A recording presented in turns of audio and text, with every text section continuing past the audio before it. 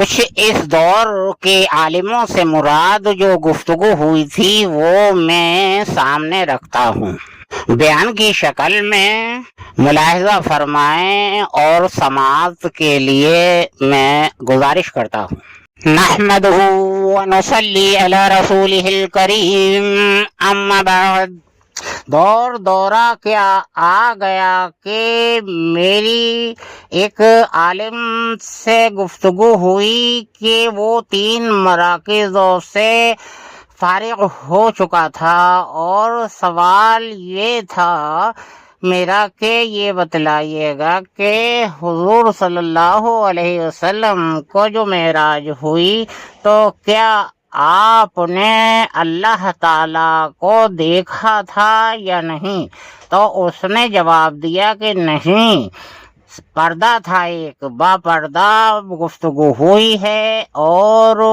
یہ کہ میں نے معلوم کیا کہ حضور صلی اللہ علیہ وسلم کا سایہ تھا یا نہیں، تو اس کا تو جواب دیا ہی نہیں۔ اور یہ کہ میں نے ایک سوال یہ کیا کہ حضور صلی اللہ علیہ وسلم ذات نور تھے یا صفات نور تھے، تو اس کا بھی کوئی جواب نہیں۔ دیکھیے گا 3 مرکزوں سے فارغ ہیں اور علوم بالکل زیرو، یعنی کہ یہ دیکھ لیجئے گا کہ حضور صلی اللہ علیہ وسلم کے والد کے نکاح سے پہلے، یعنی کہ یوں سمجھ لیجئے گا کہ حضور صلی اللہ علیہ وسلم کے لیے جو نور جدا کیا تھا اللہ تعالیٰ نے، تو اس وقت دانۂ مروارید اور لوح و قلم یہ اس سے پیدا ہوئے جدا ہونے میں، جیسے کہ کوئی چیز توڑتی ہے تو بکھرتی۔ بہرحال ہے یہ کہ نور کا تو خیر توڑنا وغیرہ نہیں ہوتا ہے، مثال دے رہا ہوں میں، نہ نور کا کوئی وزن ہوتا ہے۔ اب یوں سمجھ لیجیے گا بات کو کہ یہ شان قدرت تھی کہ اس نے یہ چیزیں پیدا کی۔ اب یہ کہ یہ نور جب آدم علیہ السلام کے یعنی اس مٹی کے جسم میں جان ڈالی گئی، یعنی روح ڈالی گئی، تو وہ روح باہر آ گئی اور کہا کہ کیا ہوا، کہ اندھیرا ہے، مجھ سے رکا نہیں جا رہا ہے۔ تو حضور صلی اللہ علیہ وسلم کے نور میں سے ہی نور آدم علیہ السلام کے جسم میں ٹھہرایا گیا، پھر روح بھی ٹھہر گئی۔ اس طریقے سے آدم علیہ السلام کے جسم میں جان پیدا ہوئی، حرکت آئی روح ڈلنے کے بعد میں، اور بعد باقی آگے تمام معاملات سب چلتے رہے آسمانوں میں ہی، یعنی جنت وغیرہ، اور اس کے بعد میں پھر آپ کا معاملہ دنیا میں آنے کا بھی بنا اور آپ کی اولادیں بھی پیدا ہوئیں۔ تو وہ نور جو ہے ایک دوسرے کے اندر، یعنی کہ اس کے تمام اثرات نور کے سبھی کے اندر جتنے بھی آدم علیہ السلام سے اور دنیا قائم ہے پیدا ہوں گے، تو وہ سبھی کے اندر نور کے اثرات ہیں، اور نہیں ہوتے تو کوئی ایک نیکی بھی زندگی میں نہیں کرتا۔ صرف شر ہوتا، خیر نہ ہوتا۔ شر اور خیر دونوں ہی ہیں انسان کے اندر، لہٰذا ہے یہ کہ حملہ جو ہے وہ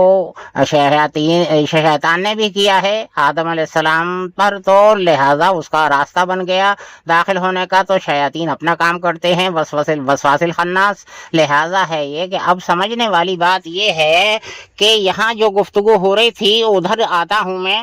کہ یوں سمجھ لیجئے گا اس بات کا پورا خلاصہ اب میں سمجھاتا ہوں آپ کو، کہ حضور صلی اللہ علیہ وسلم کے والد پر عاشق تھی ایک جوان لڑکی جس کا نام فاطمہ ہی تھا۔ آپ کی بیٹی کا نام بھی فاطمہ تھا اور اس کا نام بھی فاطمہ ہی تھا، اور آپ کو اظہار ہو چکا تھا اس بات کا کہ یہ مجھ سے کچھ چاہتی ہے۔ لہٰذا ہے یہ کہ آپ کا جب نکاح ہو گیا، یعنی کہ یوں سمجھ لیجیے گا کہ آمنہ نام تھا حضور صلی اللہ علیہ وسلم کی والدہ کا، تو جب آپ کا نکاح آمنہ کے ساتھ ہو گیا اور اس کے بعد میں اس کو بے رخ پایا جو کہ پہلے سے عاشق تھی، تو آپ نے جانکاری لی کہ ارے بھائی پہلے تو تم بہت نگاہ رکھتی تھی مجھ پر اور اب تو بالکل نگاہ اٹھا کر نہیں دیکھتی، بات کیا ہے؟ انہوں نے کہا کہ وہ جس چیز کی وجہ سے میں نگاہ جمائے رکھتی تھی آپ پر اور انتظار کرتی تھی آپ کا، لہٰذا ہے یہ کہ وہ چیز اب مجھ کو نظر نہیں آتی، وہ آپ کی پیشانی پر لکھا ہوا تھا، اور وہ اب آمنہ کے یعنی شکم میں جا چکا ہے۔ لہٰذا ہے یہ کہ اصل مقصد آپ سے نہیں تھا، اس سے تھا جو کہ اب آمنہ کے جسم میں ہے، لہذا ہے یہ کہ وہ حضور صلی اللہ علیہ وسلم کی پیدائش کے لیے وہ نور تھا جو نبی در نبی، نبی در نبی، نبی، وہ نبوت کا نور علیحدہ سے ایک اور چلا آ رہا تھا ہر نبی کے اندر، ہر عام آدمی کے اندر نہیں، ہر آدمی کے اندر تو وہ نور جو کہ یعنی آدم علیہ السلام کی جو شروع میں بتلایا میں نے، تو لہٰذا ہے یہ کہ لہٰذا سمجھنے والی بات یہ ہے کہ وہ اب حضور صلی اللہ علیہ وسلم کی پیدائش سے پہلے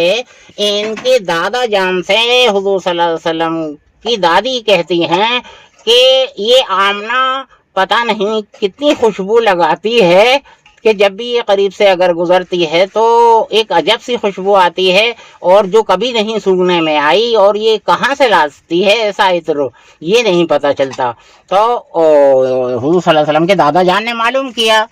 تو معلوم یہ ہوا کہ کیا نام ہے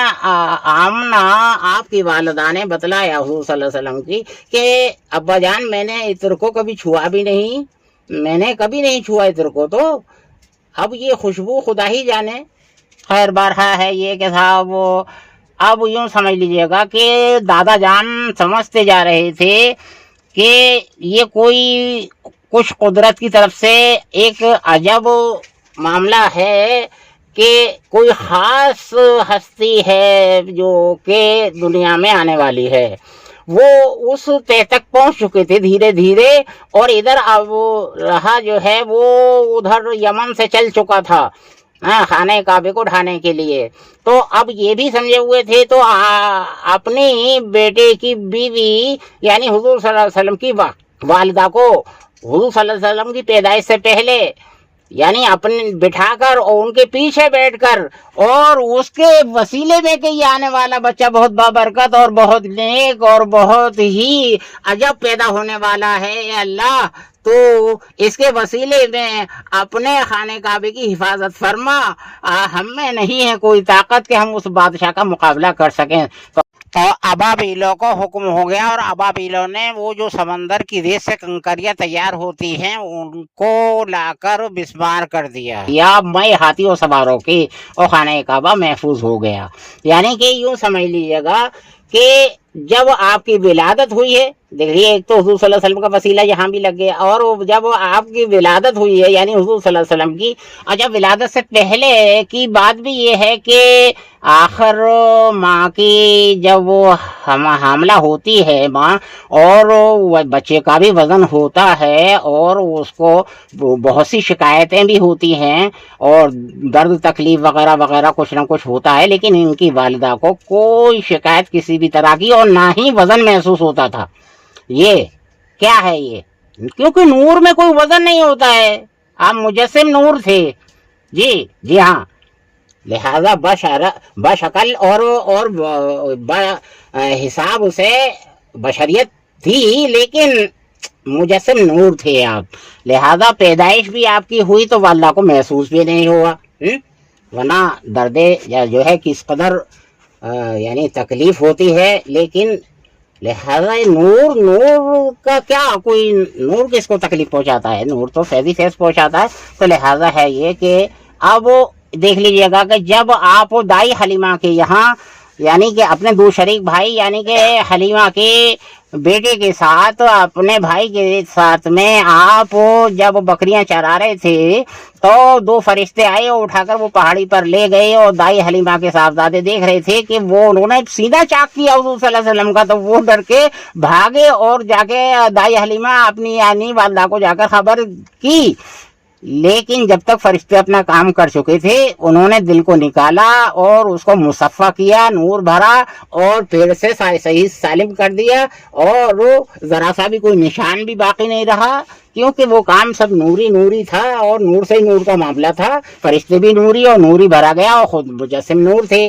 تو لہٰذا ہے یہ کہ یہ دیکھ لیجئے گا، آپ سمجھ لیجئے گا اس بات کو، ذرا زبان کر دیکھا تو وہاں اچنبھا ہو گیا کہ بھائی یہاں تو کوئی بات ہی نہیں ہے، یہ تو نارمل ہے بالکل۔ خیر بڑھا ہے یہ کہ ایک نشانی بطور میں سب یہ گنا رہا ہوں، اور آپ کا سایہ بھی نہیں تھا۔ اب وہ جو عالم صاحب ہیں ان سے بات ہوئی تھی تو وہ کہہ رہے تھے کہ نہیں سایہ تھا، لیجئے گا۔ اب یہ یعنی کہ کیا تعلیم ملی ان کو ہیں، یہ تعلیم ہے یہ کہ جبکہ یہ پورا مکمل ہے کہ آپ کا سایہ نہیں تھا، کوئی اس میں شک کی بات نہیں، کوئی لکھت نہیں کہ آپ کا سایہ تھا، جی نور کا کوئی سایہ نہیں ہوا کرتا ہے۔ لہذا ہے یہ کہ با پردہ بھی بات نہیں ہوئی، کیونکہ موسیٰ علیہ السلام کی اگر مثال دیں تو موسیٰ علیہ السلام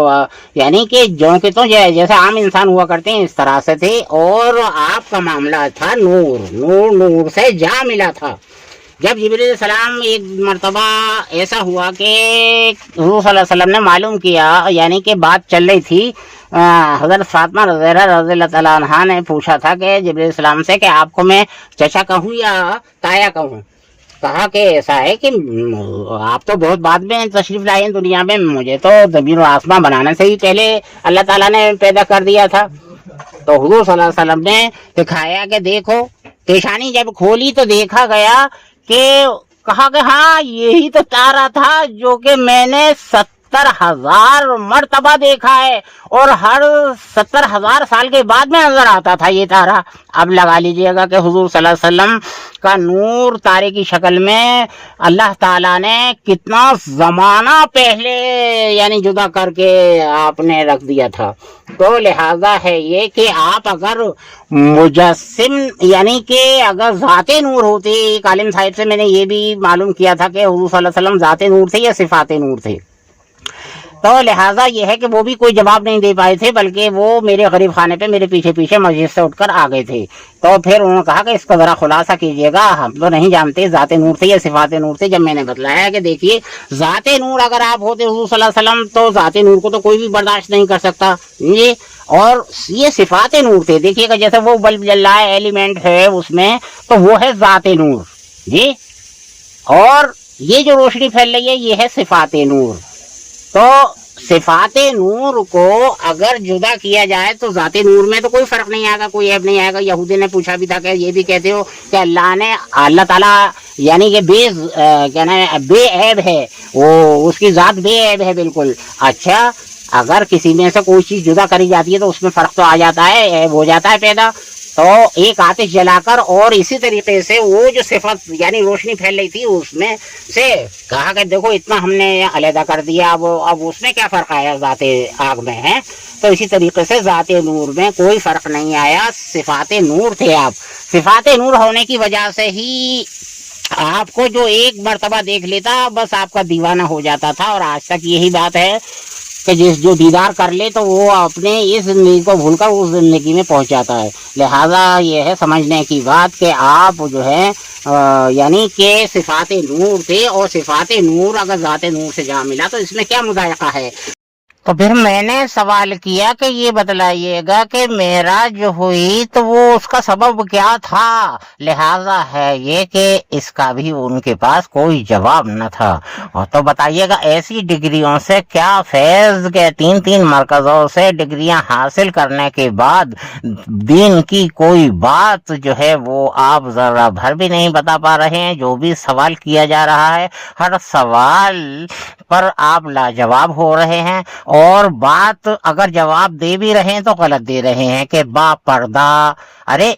دیکھیے گا کفار مکہ یہ کہتے تھے کہ آپ اگر گواہی دیں کہ میں نے اللہ کو دیکھا ہے تو ہم آپ کا کلمہ پڑھ لیں گے، ہمیں کوئی اعتراض نہیں ہے کلمہ پڑھنے میں، لیکن ہمیں گواہی چاہیے کہ آپ گواہی دیں، آپ امین و صادق ہیں، آپ گواہی دیں۔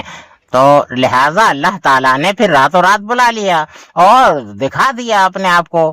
ٹھیک۔ تو لہٰذا یہ ہے کہ نور نور سے جا ملا۔ ارے بھائی وہ دیکھیے گا اگر آپ کسی کمرے میں تھوڑی روشنی کر دیں جیسے لالٹین کی ہیں، کیونکہ لائٹ چلی گئی ہے، تو لہٰذا ہے یہ کہ اب اگر لائٹ آ جائے تو روشنی کس قدر دوبالا ہو جاتی ہے اور کس قدر خوشنما منظر بن جاتا ہے۔ تو کیا لالٹین کی روشنی میں کوئی فرق آتا ہے جی؟ بس لہذا ہے یہ کہ نور کا معاملہ نور سے ہے، اور یہ سمجھنے کی بات ہے، کوئی اس میں دشواری بھی نہیں ہے سمجھنے کی۔ لہذا اب یہ ہے کہ جب نور نور سے جا ملا اور نور نے تمام سب کچھ دکھا دیا کہ کیا کیا ہونا ہے، آپ تاکہ اپنی امت کو بتلا سکیں، اور آپ نے بتلایا۔ لہذا ہے یہ کہ یہ اس کی خدا کی قدرت ہے ایسی کہ دیکھیے گا ایک قبر پر عذاب ہو رہا ہے تو پل صدیوں کے برابر، جی آپ دھوپ میں کھڑا ہو کر دیکھ لیجئے گا، جبکہ گرم ہوا چل رہی ہو ہیں تو لہٰذا آپ کو 10 منٹ لگیں گے، 2 گھنٹے ہو گئے، اور سردی کے موسم میں 2 گھنٹے بھی کھڑے رہیں گے، اتنی جلدی وقت ختم ہو گیا بھائی۔ تو لہٰذا اسی طریقے سے جب جس کے لیے کہ اعمال کی بنا پر یعنی کہ جنت کی کھڑکیاں کھول دی جاتی ہیں اور ٹھنڈی ٹھنڈی ہوا میں وہ مست ہوتا ہے اپنی عالم برزخ میں، تو لہٰذا ہے یہ کہ اس کو وقت محسوس بھی نہیں ہوتا، صدیاں گزر جاتی ہیں۔ تو اسی طریقے سے معراج کا معاملہ ہے کہ وہاں کتنا، یونس علیہ السلام کا معاملہ دیکھ لیجئے گا، بہتوں کو یقین ہی نہیں ہے معراج پر، تو یونس علیہ السلام کا واقعہ دیکھ لیجئے گا نا، تو کیا ہے کہ کتنا وقت جو ہے وہ مچھلی کے پیٹ میں رہے، پھر صحت پائی، اور اس کے بعد میں پھر واپس آئے، تو پھر سب کچھ جوں کے تو پایا کہ ندی کے پار دونوں بچے موجود ہیں، لوگ لیے کھڑے ہیں، پھر آگے بڑھے تو وہ شہزادہ جو آپ کی بیوی کو اٹھا کے لے گیا وہ بھی لیے ہوا کھڑا ہے، تو کیا یہ اتنے زمانے سے کھڑے تھے جب تک آپ مچھلی کے پیٹ میں، کتنا مطلب وقت گزرا، کتنا مہینوں کیا یا جو بھی اللہ والا علم۔ تو لہٰذا ہے یہ کہ صحت پانے میں بھی، اور پھر راستہ میلوں دور کا راستہ کوئی چند منٹ میں تو طے نہیں ہو جائے گا، لیکن ان کو محسوس بھی نہیں ہوا، اور وہاں جو ہے یونس علیہ السلام پر اتنا وقت گزر گیا۔ تو لہذا معراج کے حوالے تو بے شمار ہیں ایسے، بس سمجھنے کی بات ہے کہ پہلے سے ہی اللہ تعالیٰ نے وہ علم دے دیا، اب وہاں سے ہم نکالے تو اور تو یہ سمجھ میں آ جائے گا کہ معراج کس طرح ہوئی۔ روکا کچھ نہیں، ادھر بھی سب کچھ چل رہا تھا، ادھر بھی سب کچھ چل رہا تھا، جی بہت سے واقع ہیں ایسے جو کہ ادھر بھی سب کچھ ہو رہا تھا، ادھر بھی سب کچھ ہو رہا۔ 2 قبریں تو کون سی قبر کا جو ہے روکا جا رہا ہے، کسی کا نہیں، سب کا چل رہا ہے، لیکن کسی کو صدیاں محسوس ہو رہی ہیں اور کسی کو پل محسوس ہو رہا ہے، اور گزر گئے ہیں صدیاں۔ تو لہٰذا ہے یہ کہ یہ اس کی شان قدرت ہے، وہ جو چاہے جیسا چاہے کرے۔ تو لہٰذا ہے یہ کہ اصل مقصد جو تھا وہ کفار مکہ کے لیے تھا کہ وہ شہادت چاہتے تھے، اور اللہ تعالیٰ نے جو ہے اپنے آپ کو یعنی دکھا کر، بات کر کر، اور آپ کو نماز کا حکم دے کر، اور آپ کو تمام نبیوں سے ملاقاتیں وغیرہ سب ہوئی، جنت جہنم بھی دکھایا گیا، سب کچھ بے شمار جو کچھ بھی وہاں ہوا تھا وہ سب۔ اور پھر یہاں دلائل لوگ چاہتے تھے مکے میں، ہیں جس چیز کے دلائل چاہتے تھے وہ جبرائیل علیہ السلام نے سامنے کر دیا، سیڑھیاں بتا رہے ہیں، در بتا رہے ہیں، اونچائی بتا، سب کچھ پوری پیمائش بتا رہے ہیں، ہر ایک چیز کی نشاندہی کر رہے ہیں۔ لہٰذا ہے یہ کہ وہ سب ایسے قدرتی معاملے ہوتے ہیں کہ جو ان کے مرکزوں میں نہیں پڑھائے جاتے ہیں، وہ کتابوں سے حاصل نہیں ہو پاتے ہیں۔ وہ دیکھیے گا 2 چیزیں ہوتی ہیں تب تیسری چیز پیدا ہوتی ہے، 2 یعنی جوڑے کے بعد پھر اولاد پیدا ہوتی ہے، تو 2 چیزیں ہوتی ہیں تب تیسری چیز پیدا ہوتی ہے، حدت ہو اور پانی ہو، تو بیج جو ہے ڈالا جائے تو ایک درخت پیدا ہو جاتا ہے، لہذا اس میں پھل وغیرہ آتے ہیں، پھر اس کے آگے جو پھلوں کا معاملہ چلتا ہے تو وہ دیگر معاملہ آگے بڑھتا رہتا ہے۔ اس طریقے سے نظامی قدرت ہے سب۔ لہذا ہے یہ کہ جب مرکزی علم ہوگا اور وہ مجلسی علم ہوگا، جی دونوں علم ہوں گے تب کہیں جا کر کچھ پیدا ہوگا، اور اس طرح نہیں ہے جیسا کہ وہ مطلب وہ حاصل کرنا چاہتے ہیں تو وہ ڈگری ہی صرف حاصل ہو سکتی ہیں، ڈگریوں سے نہ دنیا میں کامیابی ہوگی نہ آخرت میں کامیابی ہوگی۔ کامیابی ہوگی اللہ کی معرفت سے، اور جو کہ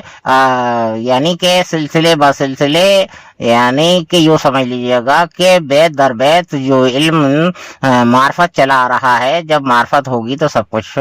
بالکل کلیئر بول دے گا انسان، اور بڑے بڑے مسائل حل کر دے گا انشاءاللہ تعالی۔ لہذا ہے یہ کہ وآخر دعوانا ان الحمدللہ رب العالمین برحمتک یا ارحم الراحمین بحق لا الہ الا اللہ محمد رسول اللہ سیدنا صلی اللہ علیہ وسلم۔